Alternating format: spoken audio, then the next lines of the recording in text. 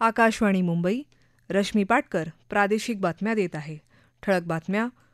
स्वामित्व योजनेअंतर्गत दिली जाणारी ई प्रॉपर्टी कार्ड हा केवळ दस्तऐवज नसून आर्थिक सुरक्षेची हमी असल्याचं प्रधानमंत्री नरेंद्र मोदी यांचं प्रतिपादन.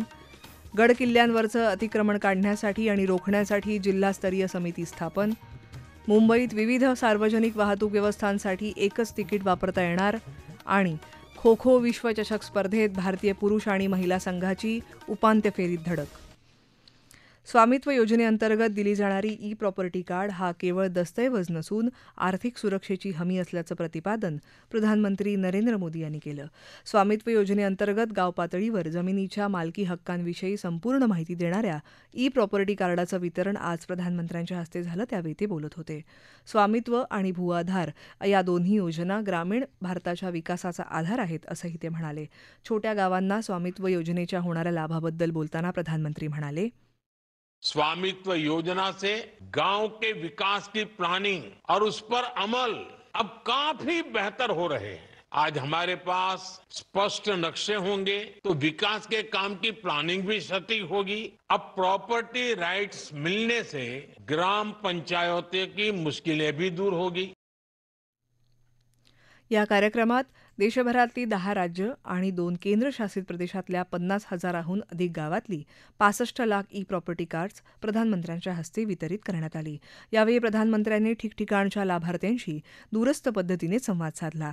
नागपुरातल्या रोशन पाटील या शेतकऱ्यांशी बोलताना प्रधानमंत्री म्हणाले, अच्छा रोशन जी, आप क्या करते हैं और परिवार में कितने लोग हैं? सर मैं एक किसान हूँ सर, खेती भी करता हूँ और साथ साथ में एक प्राइवेट जॉब भी करता हूँ सर. मेरे परिवार में टोटल 6 लोग हैं. तो ये स्वामित्व योजना का कार्ड, मालमत्ता पत्रक, ये सारी गतिविधि का आपको संबंध कैसे आया, कैसे मिला और इससे क्या आगे फायदा हुआ? सर मुझे स्वामित्व कार्ड जब से मिला तब मैं उस पे लोन ले पाया. पहले सर लोन नहीं मिलता था. मेरे घर में मतलब पुराना बड़ा घर है गांव में, तो प्रॉपर्टी कार्ड होने से मुझे लोन मिल पाया सर. मैंने बैंक से 9 लाख रुपए का लोन लिया और उस पैसों से कुछ पैसों से घर बनवाया है सर, और कुछ पैसों से खेती में सिंचाई का साधन किया. उससे सर मेरा फसल बढ़ गया और आमदनी भी बढ़ गई. जमीन मालकाला त्याच्या जमिनीची कायदेशीर सनद मिळवून देणं हा या योजनेचा उद्देश आहे. या योजनेअंतर्गत आतापर्यंत 3,17,000 गावांमध्ये ड्रोन सर्वेक्षण पूर्ण झालं आहे. 1.5 लाखांपेक्षा जास्त गावांसाठी 2.25 कोटी प्रॉपर्टी कार्ड्स तयार करण्यात आली आहेत. महाराष्ट्रातल्या 15,000 गावांमध्ये या कार्डाचं वाटप होणार असल्याची माहिती राज्याचे महसूल मंत्री चंद्रशेखर बावनकुळे यांनी नागपुरात प्रसारमाध्यमांशी बोलताना दिली. त्यानुसार छत्रपती संभाजीनगर, भंडारा, धुळे या जिल्ह्यात प्रॉपर्टी कार्डच्या वितरणाला सुरुवात झाली आहे. संसदेचं अर्थसंकल्पीय अधिवेशन येत्या 31 जानेवारीपासून सुरू होत आहे. दोन्ही सभागृहांच्या संयुक्त बैठकीसमोर राष्ट्रपती द्रौपदी मुर्मू यांच्या अभिभाषणानं अधिवेशनाला प्रारंभ होईल. केंद्रीय अर्थमंत्री निर्मला सीतारामन 1 फेब्रुवारी रोजी केंद्रीय अर्थसंकल्प सादर करणार आहेत. हा त्यांचा सलग 8वा अर्थसंकल्प असून तो एक विक्रम आहे. अर्थसंकल्पीय अधिवेशनाचा पहिला टप्पा 13 फेब्रुवारीपर्यंत चालेल. त्यात 9 बैठका होतील. या दरम्यान प्रधानमंत्री नरेंद्र मोदी राष्ट्रपतींच्या अभिभाषणाबद्दल आभार प्रस्तावावर चर्चेला आणि अर्थमंत्री सीतारामन अर्थसंकल्पावरच्या चर्चेला उत्तर देतील. प्रधानमंत्री नरेंद्र मोदी उद्या आकाशवाणीच्या मन की बात या कार्यक्रमातून देशविदेशातल्या श्रोत्यांशी संवाद साधणार आहेत. हा या कार्यक्रमाचा 118वा भाग आहे. हा कार्यक्रम आकाशवाणी आणि दूरदर्शनच्या सर्व वाहिन्या तसंच आकाशवाणीचं संकेतस्थळ आणि न्यूज ऑन AIR या मोबाईल ॲपवरून प्रसारित केला जाणार आहे. त्याशिवाय हा कार्यक्रम AIR न्यूज, DD न्यूज, प्रधानमंत्री कार्यालय तसंच माहिती आणि प्रसारण मंत्रालयाच्या YouTube वाहिनीवरून थेट प्रसारित केला जाणार आहे. कोलकात्यातल्या RG कार रुग्णालयातल्या बलात्कार आणि हत्या प्रकरणी सिएल्दा न्यायालयानं आरोपी संजय रॉयला दोषी ठरवलं आहे. त्याच्या शिक्षेबद्दलचा आदेश येत्या सोमवारी न्यायालय जाहीर करील. गेल्या ऑगस्ट महिन्यात या वैद्यकीय महाविद्यालयात 31 वर्षीय प्रशिक्षणार्थीवर बलात्कार करून तिची हत्या झाली होती. गड किल्ल्यांवरील अतिक्रमण काढण्यासाठी आणि रोखण्यासाठी प्रत्येक जिल्ह्यात जिल्हास्तरीय समिती गठीत केल्याची माहिती महाराष्ट्राचे सांस्कृतिक कार्यमंत्री आशिष शेलार यांनी आज दिली. ते मुंबईत वार्ताहरांशी बोलत होते. राज्यातले किल्ले आणि गडांवर अतिक्रमण होत असल्याचं सरकारच्या निदर्शनास आलं होतं. त्यामुळे मुख्यमंत्र्यांच्या सूचनेनुसार ही समिती गठीत करण्यात आली आहे. या समितीत पोलीस आयुक्त, जिल्हा परिषद मुख्य कार्यकारी अधिकारी, जिल्हा पोलीस अधीक्षक, महानगरपालिका आयुक्त, मुख्याधिकारी, वनक्षेत्र असेल तिथे उपवनसंरक्षक, भारतीय पुरातत्व विभाग यांचा समावेश असेल. या प्रादेशिक बातम्या आकाशवाणीच्या मुंबई केंद्रावरून देत आहोत. मुंबई एअर न्यूज या यूट्यूब वाहिनीवर बातमीपत्राचं ध्वनिमुद्रण आपल्याला कधीही ऐकता येईल. मुंबईकरांना लवकरच एका तिकिटावर उपनगरी रेल्वे, बेस्ट बस, मेट्रो, मोनो आणि एसटीने प्रवास करता येणार आहे.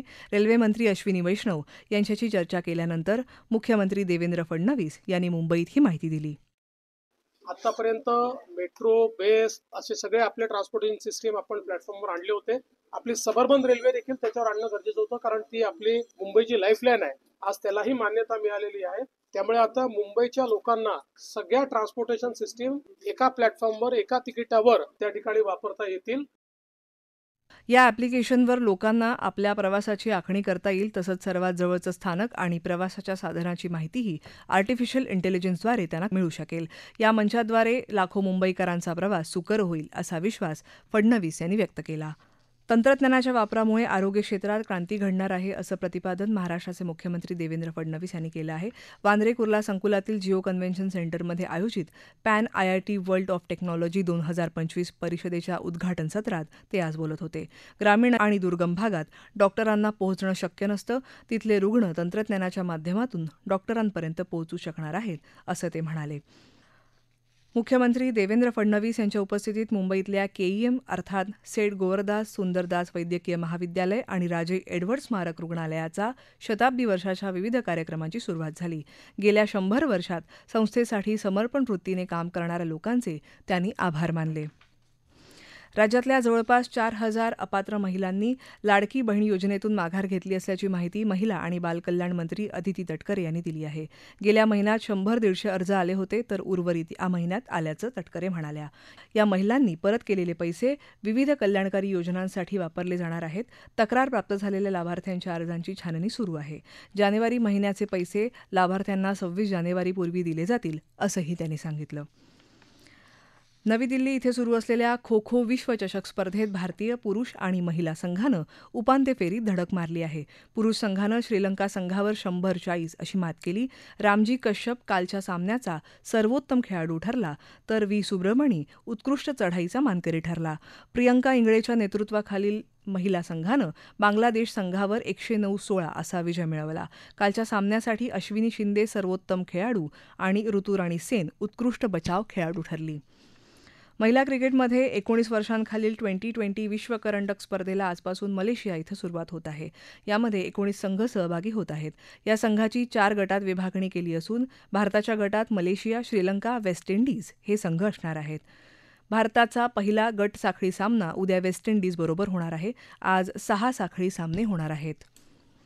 भारतीय खुल्या बॅडमिंटन स्पर्धेत पुरुष दुहेरीच्या उपांत्य फेरीत भारताच्या चिराग शेट्टी आणि सात्विक साईराज रांकीरेड्डी यांचा सामना मलेशियाचे गोजे फेई आणि नूर इजुद्दीन यांच्याशी आज संध्याकाळी होणार आहे. त्याआधी भारतीय जोडीनं दक्षिण कोरियाच्या जिन योंग आणि कांग मिन ह्यूक यांचा उपउपांत्य फेरीत 21-10, 21-17 असा पराभव केला होता. ठळक बातम्या पुन्हा एकदा. स्वामित्व योजनेअंतर्गत दिली जाणारी ई-प्रॉपर्टी कार्ड हा केवळ दस्तऐवज नसून आर्थिक सुरक्षेची हमी असल्याचं प्रधानमंत्री नरेंद्र मोदी यांचं प्रतिपादन. गड किल्ल्यांवरचं अतिक्रमण काढण्यासाठी आणि रोखण्यासाठी जिल्हास्तरीय समिती स्थापन. मुंबईत विविध सार्वजनिक वाहतूक व्यवस्थांसाठी एकच तिकीट वापरता येणार. आणि खो-खो विश्वचषक स्पर्धेत भारतीय पुरुष आणि महिला संघाची उपांत्य फेरीत धडक. याबरोबरच आकाशवाणी मुंबई केंद्रावरचं हे प्रादेशिक बातमीपत्र संपलं. आकाशवाणी मुंबईचं पुढचं बातमीपत्र ऐकूयात संध्याकाळी 5 वाजता. नमस्कार.